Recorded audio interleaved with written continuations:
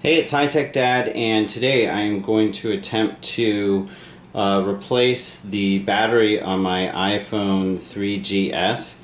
So my battery has been failing over the past couple of months, and the iFixit guys hooked me up with a battery repair kit or replacement kit. You can see it here. I have printed out the how-to manual, and like I've done in the past, I label every time that I have to remove a screw or something like that.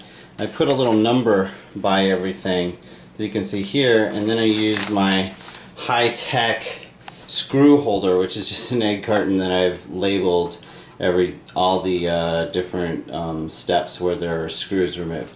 So some other things that you may need are, I believe it's a 00 Phillips screwdriver. Can't zoom in on that, you can see that there. Also, you need a suction cup to pull off the screen, and you need a spudger as well. I have one there, and there is one also included in this replacement kit. The replacement kit's about, I think about $20, so it's a really good deal, and it'll breathe life into your older iPhone 3GS. So the first step here is to remove the two Phillips head screws that are there. I guess I shouldn't have had so much coffee because I'm shaking a little bit here. But anyway, that's the first step. So the next step is to attach a suction cup. You want to place it pretty close to the home button, and then you're going to have to pry the screen up. Supposedly it takes a little bit of force. I've never done this before, so I guess we'll see what happens. Okay, so I got it up. I actually had to grip the top of the suction cup with some pliers, pulled up a little bit, and there you can see that the screen is now exposed. So now you can see the inside, and the iFixit instructions say to rotate the iPhone a little bit because there are some cables towards the top here, and you'll need to disconnect those very carefully. So as you can see in the back there is a ribbon that is actually labeled number 1, and this is how the iPhone comes. It has it labeled for you. So that's the first step, is to remove that ribbon there. So you can see now that I've removed number 1, and the next step is to remove number 2 here. So there you can see number 2 has been disconnected, and I'm moving on to the next step. Okay, I don't know if you can see this, but there is a little white tab or a white holder right beneath the number 3. There's a ribbon going in. There's a little black tab that holds down, and that just sort of flips up. You don't have to touch the white, and it could be reversed, so you might want to read the iFixit directions. But once you do that, it should release that ribbon that's labeled number 3. Okay, so I successfully got the top off without any damage. And here, I don't know if you can see that, but there's this thing right there that flips up. It's kind of hard to see, but right there. Wow, too much coffee. The next step is to remove the SIM card. You can just use a paper clip, and there's a little hole in the top, and just pop that out.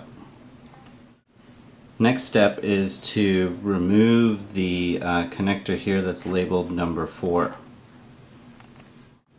Once you get number 4 disconnected, you go up here and use the spudger again to disconnect number 5. So number 5 is a little difficult because it's all contained in one, but it is a flexible metal here, so it just sort of pops up. The next step is to disconnect number 6 here, which is another ribbon cable.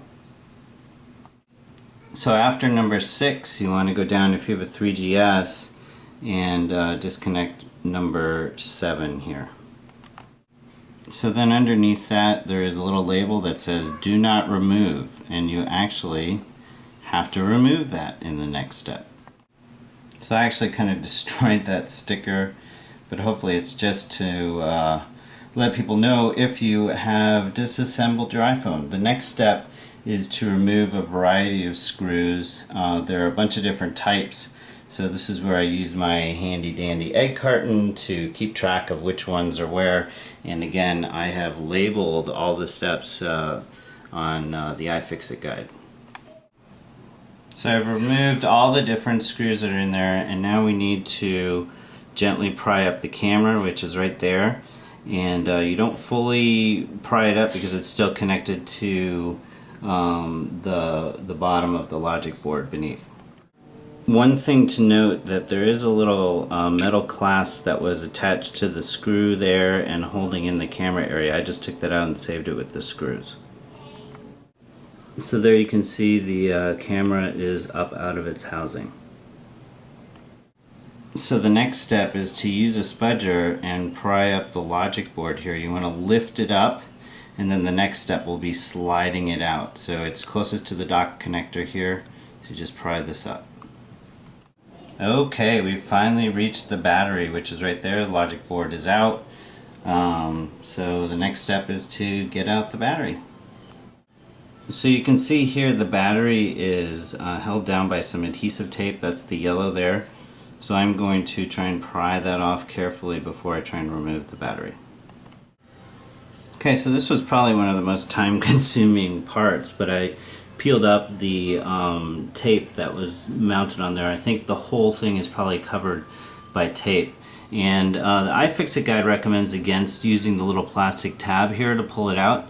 So I'm going to try and use a spudger to actually get underneath and pop it out. Okay, this part was a real pain to do because the tape over time is really adhered down, but eventually you just slowly work your way underneath and it'll pry up. So there you have it. The old battery is out successfully. I haven't damaged anything, hopefully. Famous last words. And now I'm going to do everything in reverse. I'm going to put the new battery in, I'll show that step, but then you pretty much, and it's kind of funny about the iFixit guide, the instructions stop there and say, okay, now do everything backwards. So one quick note, and I may have to go back and edit the video, the little, the yellow tape that's along the original battery doesn't need to be pried off because it's just all contained together. There's a little bit of adhesive on the back there. So this is the new battery that I'm going to be putting in. You can see the tape is actually on there as well. So to make this as close to factory as possible, I actually peeled off the little adhesive and the tab thing off of the old battery and I put it on the new battery. And there's the new battery in. I'm going to put the logic board back into it and put the screws in next. So the logic board is back in. You have to be sure, I don't know if you can see that, but be sure that your screw holes line up because I had a little bit of trouble putting it back in, but it looks like it's all set now. So working backwards, we're going to put the camera mount back in. It helps having a set of tweezers. This little thing had to be put back in. I had taken it out with the screws and it holds the camera in. So probably the hardest screw to put back is this one because you have to get this little metal holder in there, but eventually you'll get it. Screws are back in, so now we're going to attach all the ribbons, so 7, 6, 5, 4, all the way down. All the cables are connected. I would totally recommend making sure that you double check them because you don't want to have to take apart everything. And some of them, the little round ones, are a little difficult, like number 7 and number 6 there, but they should snap right in. Alright, so now we're going to attach the top part here, and this little ribbon right there is going to go into that little thing, and then it flips down and locks in. So make sure once you get number 3 in there and you fold down the little black tab that you pull on it to be sure, pull on it lightly, to be sure that it's anchored in there. So the last step here is to, well, almost the last step is to attach number 2 and number 1 back in, and then we'll close it up and put the screws on.